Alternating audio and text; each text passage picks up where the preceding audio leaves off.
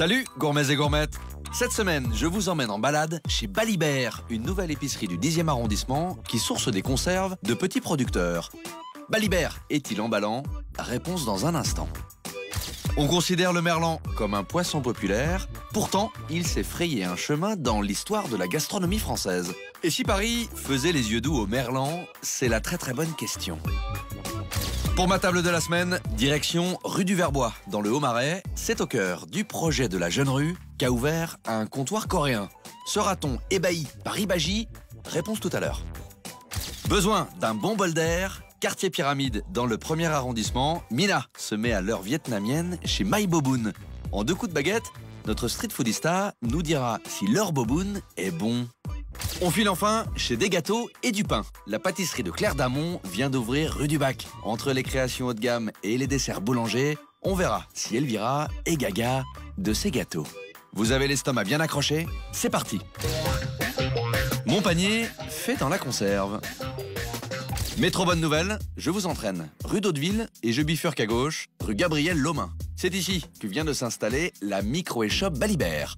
Balibert, c'est la contraction d'Alice et Bertrand, mais ça veut dire aussi... On va chercher des produits de petits producteurs, donc des produits du terroir. Pour l'instant, on est sur des produits en conserve. L'aventure est née comment? L'idée nous est venue de la saucisse sèche de canard. En fait, c'est une saucisse qu'on ramenait à plein d'amis qui vient de l'Aveyron. Au bout d'un moment, nos amis nous en demandaient de plus en plus. On s'est dit, c'est fou qu'on puisse pas trouver cette saucisse ailleurs que dans leur région, donc il faudrait qu'on la vende sur un site internet. Ce qu'on voulait vraiment aussi, c'était mettre tous les producteurs en avant. Du coup, on est parti faire un petit tour. On a commencé par le sud-ouest et après le sud-est. Et on trouve du coup des produits salés sucrés, pas mal de produits pour l'apéro, terrine de canard, des pâtés. On trouve aussi des produits pour cuisiner comme du vinaigre, de l'huile d'olive, des pestos, de la moutarde. Il y a aussi des produits du Pays Basque. Et des produits sucrés, il y a des confitures, des pâtes à tartiner, du miel. Alice, si je dois faire goûter quelques-unes de vos trouvailles à un gourmet, vous me conseillez quoi? La terrine de canard au poivre vert, elle vient du Tarn. C'est un ancien cuisinier, Christian Léonard, qui prépare toutes ces terrines. Donc elles sont assez originales parce qu'elles sont vraiment bien assaisonnées. Va pour le canard. Quoi d'autre? La moutarde aux fruits aussi. Alors la moutarde aux fruits, donc elle vient aussi du Tarn, chez le même artisan que la terrine de canard au poivre vert. Donc cette moutarde, elle est faite avec des fruits frais et secs. On retrouve souvent de la pomme et de la figue. Et pour boire un petit coup avec ça? Alors là, je peux vous proposer le pimençon. Donc c'est un vin blanc, un Côte de Gascogne, avec à l'intérieur un piment doux du Pays Basque, d'Anglet exactement, qui est fabriqué par Alain Darros. Et on peut le marier avec quoi? Ça va très bien à l'apéro, surtout avec le foie gras. Un petit plaisir sucré? La confiture d'abricots secs aux amandes grillées, donc elle est fabriquée en Bourgogne par Dominique Laforce qui fait ses confitures dans sa propre cuisine, toute seule. Donc si on retrouve un peu les confitures de grand-mère faites maison. Je passe à la caisse. Total, 36,30 €. Je repars avec une petite idée derrière la tête. Rue La Bruyère, pour faire goûter mon panier, je file au bistrot La Bruyère, une table enthousiasmante orchestrée par Willy Febra et Loïc Buisson. Le chef sera-t-il concerné par ces conserves? Ça tombe bien, j'avais faim. Je déballe notre sélection et on démarre avec la terrine de canard au poivre vert. Ça sent bon. Après, les terrines, j'ai plus l'habitude de les faire maison. Elle est onctueuse, on dirait une rillette. Elle est assez grasse.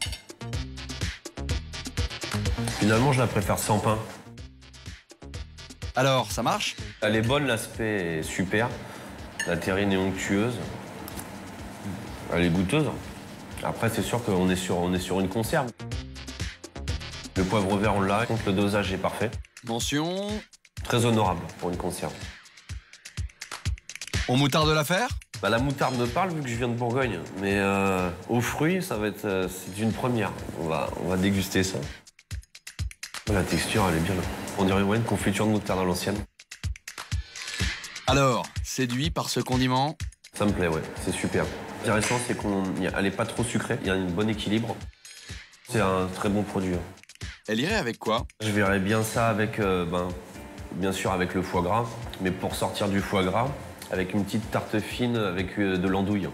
Dès lundi, je vais essayer de refaire la même pour mettre en plat du jour. Avec mon andouille du Val d'Ajol que j'ai dans le frigo.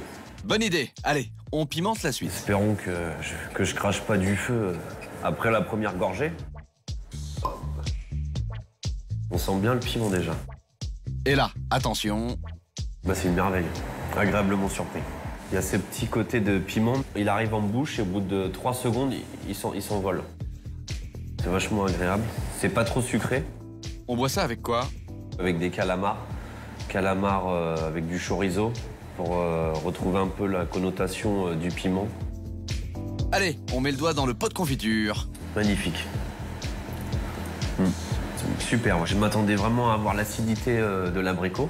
Et là, on a l'amande grillée, puis l'abricot, mais pas acide, qui vient en second plan. Là, ça granule, j'en ai encore les petits grains sous la langue. Là. Elle appelle le sucré ou le salé? Je resterai dans le sucré, faire un macaron, pourquoi pas. Essayer de faire une crème chantilly et de la mélanger un peu avec cette confiture et de farcir un macaron. Si je dis 36 € le panier, on est comment? Ça me semble correct. Bon, pour une boutique de Paris, les loyers sont chers. Le prix justifie le travail des personnes qui ont donné l'amour pour produire ces produits. Ces conserves viennent de Balibert. Ça vous séduit? C'est tout à fait ça, c'est dans l'air du temps. C'est ce que les gens recherchent de plus en plus. Envie d'y faire un tour? Pour découvrir d'autres produits, d'autres nouveaux produits. Des produits bien conservés, on ne s'est pas fait berner par Balibert. Un très bon. Il y a de la friture sur la très bonne question. Nom, Merlangus, Merlangus. Surnom, Merlan. Ce poisson à chair blanche coule des jours heureux dans les eaux d'Europe du Nord. Autrefois plat du pauvre, il est devenu un emblème de la gastronomie française. Du merlan frit au merlan Colbert, et si Paris faisait les yeux doux au merlan. Métro Oberkampf, on part à la pêche. Je remonte la rue Oberkampf, direction la poissonnerie Lacroix. À la criée, Charlie Hanafi.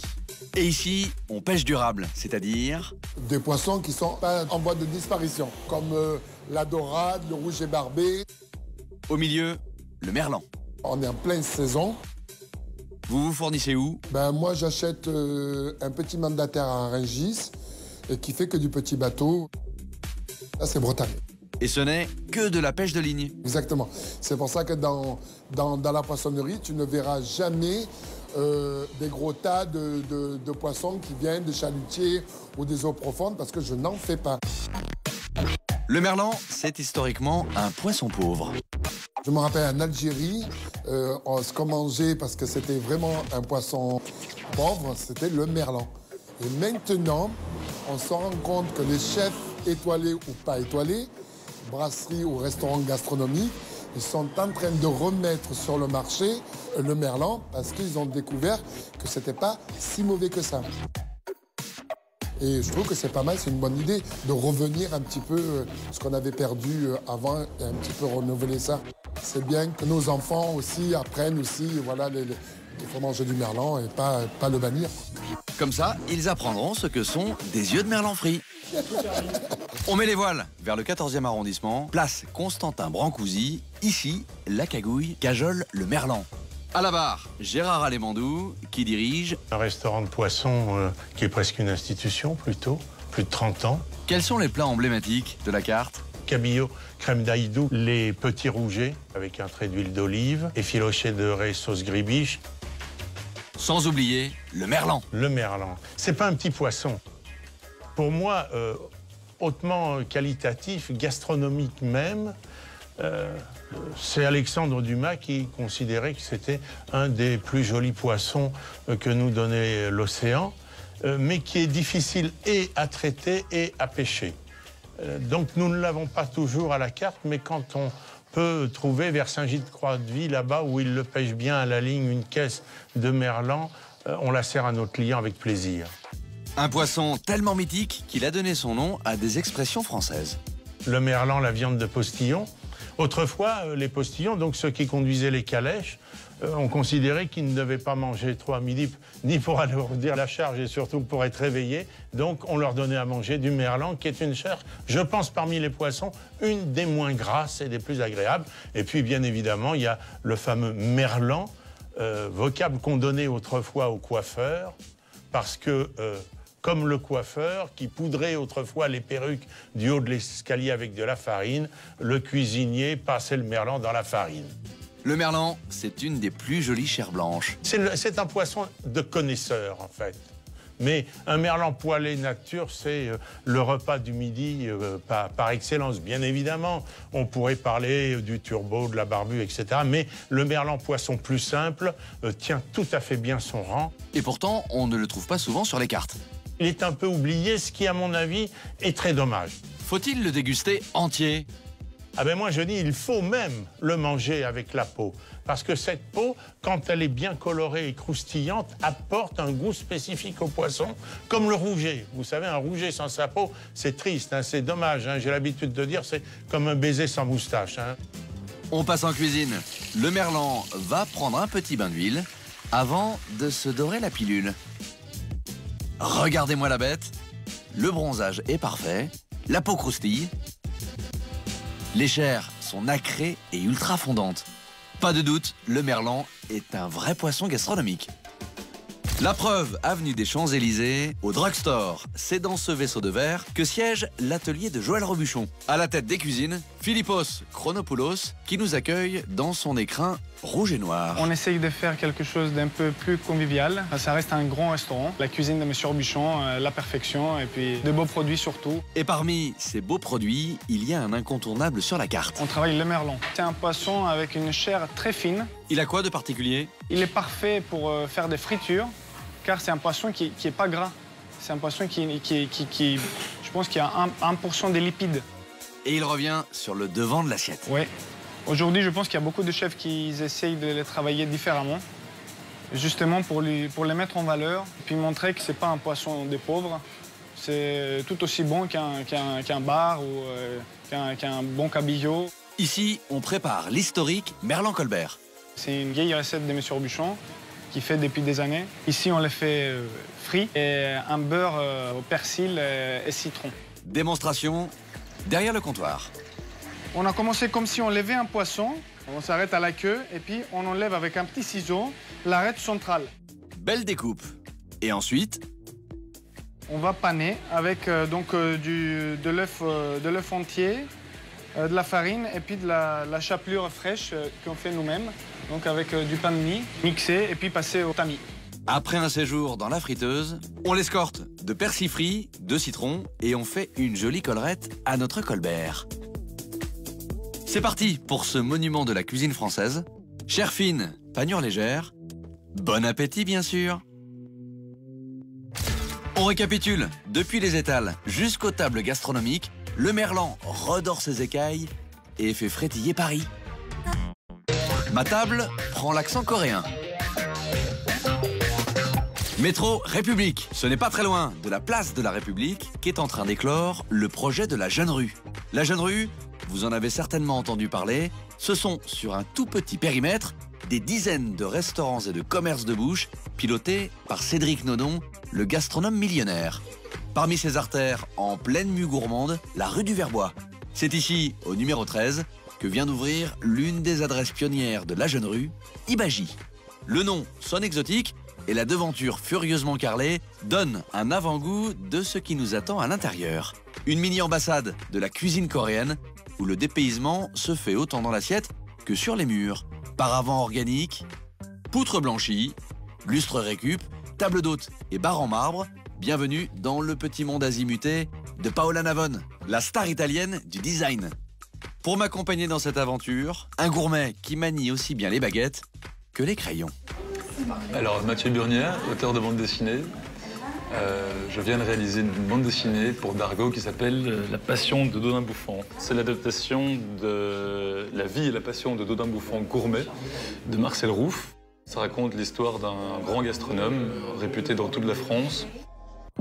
Ici, on sert une cuisine populaire, typique de Corée, avec une formule déjeuner à 19 € et une carte où l'on peut lire kimchi, ça c'est le fameux chou fermenté au piment, yukoe, le tartare de bœuf, ou encore le bibimbap, le plat national. Pour tout superviser, Antonin Bonnet, chef du sergent recruteur, et sa femme coréenne. Vous en connaissez beaucoup des chefs étoilés qui passent le balai en plein service? Pour accompagner le repas, une boisson dont je raffole littéralement, le bec séjou, un genre de vin de riz infusé de gingembre, de ginseng, de réglisse et autres plantes. Nos entrées font leur entrée. 3 petits plats colorés et hautement salivants. On commence avec le pagéon, une galette aux œufs et à la farine de riz gluant qu'on arrose gentiment d'une sauce soja. Mieux vaut oublier les baguettes, je dégaine la cuillère. Pas facile à découper.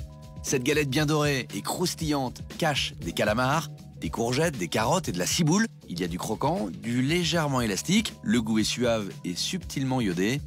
C'est franchement le genre de plat qui me rend accro en 2 bouchées. C'est croustillant, c'est moelleux, c'est très bon. Mais alors par contre, pour l'entrée, ça attaque fort, parce que c'est du lourd. On enchaîne avec le gimbap, un maquis coréen à base d'épinards, de radis et de bœuf mariné. Un coup de baguette et hop, c'est croquant, légèrement vinaigré, le riz est moelleux et pas trop pâteux. Je trouve passer un petit peu sec. Tu veux de la mayo, c'est ça? On enchaîne avec le yukoe, un tartare de bœuf très populaire en Corée. Il a au moins un mérite, celui de la joliesse. Il est façonné en forme de boule et décoré de graines de sésame et de ciboules ciselées. Et vous n'avez pas encore goûté? En bouche, c'est superbe. La viande glisse toute seule. Elle est à la fois tendre et coupée en morceaux suffisamment épais pour lui donner de la consistance. L'assaisonnement est juste et bien dosé. Entre huile de sésame et gochujang, une pâte piquante à base de piment rouge. La poire fraîche en bâtonnet joue ses notes juteuses et sucrées avec une certaine harmonie. La poire est super bonne parce que j'aime pas généralement les poires trop dures, trop croquantes. Généralement le manque de goût, mais celle-là elle a vraiment du goût. Et en même temps, bien sûr, le croquant se marie bien avec le moelleux de la viande. On est raccord pour les 3 entrées. Un très bon. Nos plats arrivent sur un plateau. Pour Mathieu, le fameux bibimbap, un plat à base de riz, de porc, d'œufs et de légumes marinés, sans oublier la pâte de piment. Et Mathieu ne se prive pas d'en mettre un peu partout. Théoriquement, ce bibimbap est servi dans un bol en pierre brûlante où il doit grésiller sous la chaleur. Là, le bol est juste tiède et le jaune d'œuf cru peine à cuire. Première bouchée et impression. Mes souvenirs, c'est le riz en fait, un petit peu plus croustillant. Il a eu le temps de gratiner dans le fond du plat. Et en fait, la pierre n'est pas très chaude. Et j'aurais aimé en fait que ça soit croquant et alors quitte à ce que ça colle un petit peu aux dents. De mon côté, le kimchi bokkeumbap, soit un œuf au plat qui chapeaute une drôle de bouillie marronasse. Ne vous fiez pas à la couleur, c'est un riz poêlé agrémenté de légumes marinés, de céréales, de viande grillée, le tout relevé du fameux kimchi. Ça a plus de pêche, hein. Un genre de risotto à la coréenne, au grain moelleux et sacrément musclé en goût. Un très bon pour le bokkeumbap. Nos desserts. Yaourt glacé au thé vert pour Mathieu, avec un genre de granola de soja toasté. Et pour moi, la gaufre au sésame noir. Je crois qu'on va se passer de commentaires.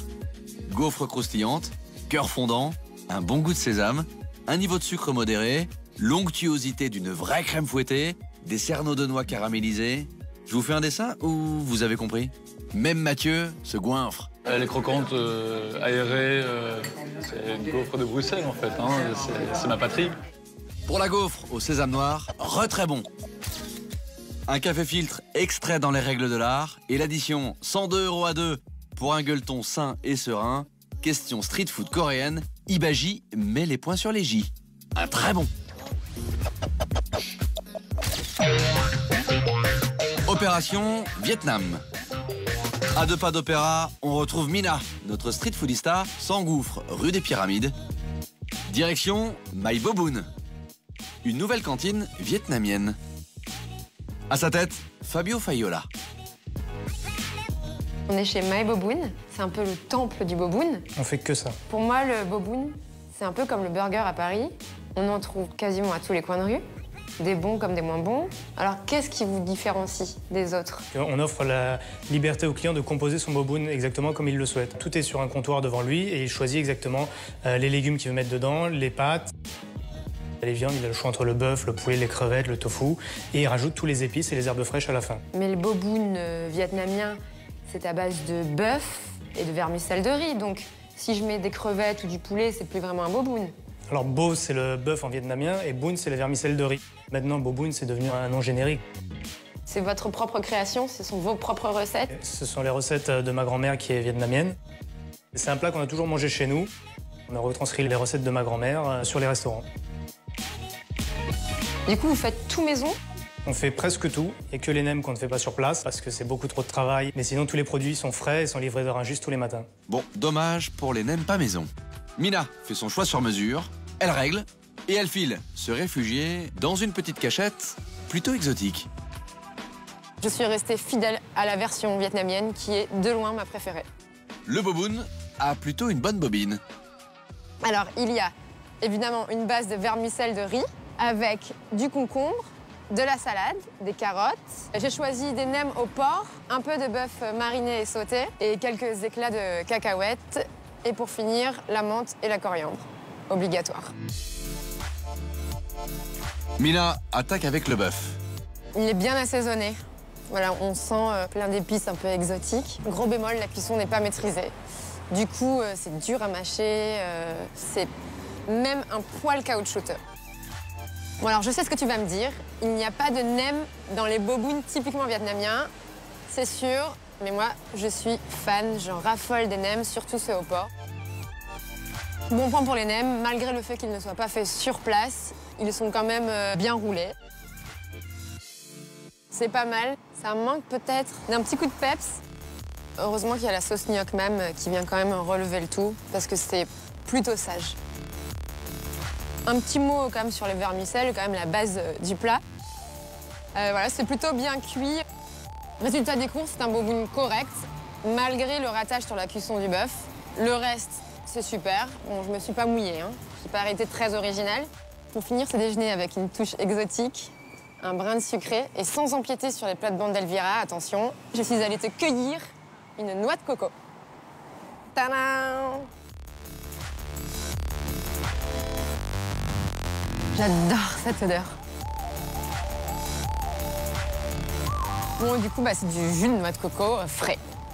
Ça ne peut pas être plus frais, là. C'est vraiment trop addictif. Bon, t'es pas trop mal, là. Un boboon, une coco, il me manque plus que mon maillot. L'addition, 13 € pour un boboon plutôt basique et une coco très charnelle. Un assez bon pour My Boboon, l'adresse vietnamienne de la rue des Pyramides. Le bec sucré, c'est la cerise sur le gâteau. Au pied de Montparnasse, rue du Bac, on retrouve Elvira. Elle met le cap sur des gâteaux et du pain. Une devanture très stylée. Et à l'intérieur, des gâteaux, du pain et la boulangère pâtissière Claire Damon. Merci de me recevoir chez vous. Alors ce chez vous, il est assez particulier. Il y a plein de jeux de miroirs. C'est un décor sophistiqué que vous avez voulu sophistiquer. Quand on était en travaux en fait pour la boutique, j'ai été voir une exposition au Grand Palais Dynamo. Il y avait un artiste qui s'appelait Jip Hein qui fait des sculptures en fait de miroirs qui posent dans la nature. Et c'est très beau, assez perturbant en fait. Et j'ai voulu reproduire ça ici. Il y a des gâteaux partout, du pain partout. Cette espèce de dualité, elle est assez propre à la pâtisserie contemporaine finalement, parce que des types comme Conticini, comme Pierre Hermé, ils font ça aussi, leur propre création de pâtisserie fine ou de haute pâtisserie, et justement des gâteaux à la viennoiserie. Je pense que la viennoiserie, c'est très important. Et je trouve que les plaisirs de la table passent aussi par le petit déjeuner, avec des jolis croissants, des belles brioches. Moi, il y a plein de choses que j'ai envie de goûter aujourd'hui, notamment une tarte à la myrtille. Racontez-moi l'histoire de cette tarte. Alors la myrtille, j'avais très envie de la travailler, sauf que pour moi, la myrtille, elle n'a de sens que quand elle est sauvage. Quand j'étais plus jeune, je la cueillais au lac Servière. Quand il y avait la saison des myrtilles, on coupait le foin. D'accord. Et donc, en fait, j'ai fait le lien myrtille et foin coupé, et je l'ai retranscrit dans une tarte. Ah, il y a du foin, donc c'est une tarte au foin que je vais manger. C'est l'odeur du foin coupé. On a retravaillé ça avec de la cannelle casse, avec de la vanille et de la fève de tonka. Donc un mélange d'épices en fait, ce mélange-là qui crée mon odeur de foin. Vous avez vraiment travaillé comme un parfumeur là. Exactement. Ah ouais. Ouais. Qu'est-ce que je voulais goûter d'autre? Oui, le damassé, bien sûr. Ah, ça, c'est une folie, ce truc-là. Bah, j'aime beaucoup les pastels d'El Nata. Ouais. J'aime bien le flan parisien. Pour moi, le pastel, il est trop petit. Et la grosse part de flan parisien, je la trouve un peu trop ferme souvent. Et on a travaillé une pâte, en fait, comme un acier damassé. Et dernière chose, j'aimerais bien goûter peut-être un biscuit, quelque chose de simple. Un petit sablé au caramel. Ouais. Je prends. Donc avec des éclats de caramel et après à la sortie du four il est glacé avec un petit glaçage aussi parfumé au caramel. Donc c'est très, ça me convient. Merci Claire. Je vous en prie. On emporte le gâteau, les biscuits et la viennoiserie. Et c'est parti. Elvira démarre avec un sablé au caramel. J'en prends un deuxième pour être sûre. C'est pas mal. Il y a un vrai bon goût de beurre prononcé, très franc. Un goût de caramel aussi. En revanche, je suis pas complètement emballée par la texture. C'est qu'il y a une couche de glaçage au sucre sur le dessus du sablé et en dessous. Ce qui fait que du coup, il n'est pas très croustillant.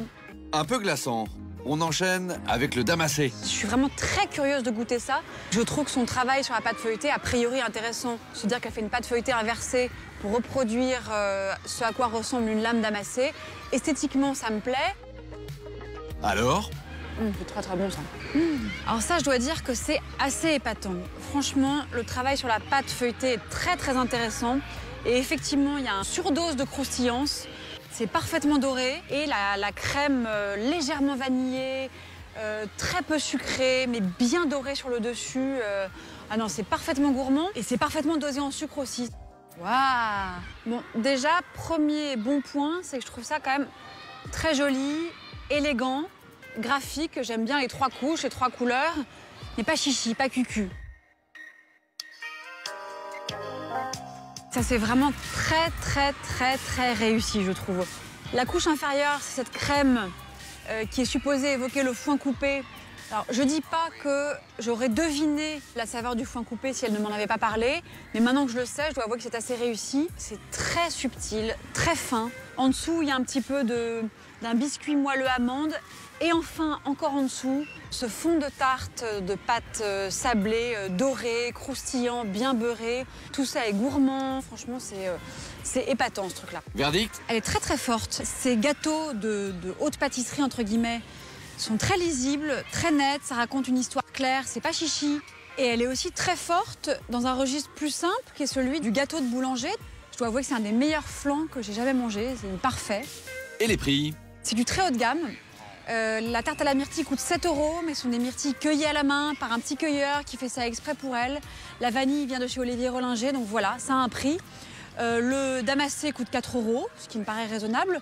En revanche, je trouve que les sablés au caramel coûtent 9,50 € la boîte. Alors, je trouve ça peut-être un poil surtarifé. Et je dois avouer qu'elle assure grave, hein, Claire Damon. Bravo. Des sablés, pas très émouvants, un damassé à se damner et une tarte qui met une claque, un très bon.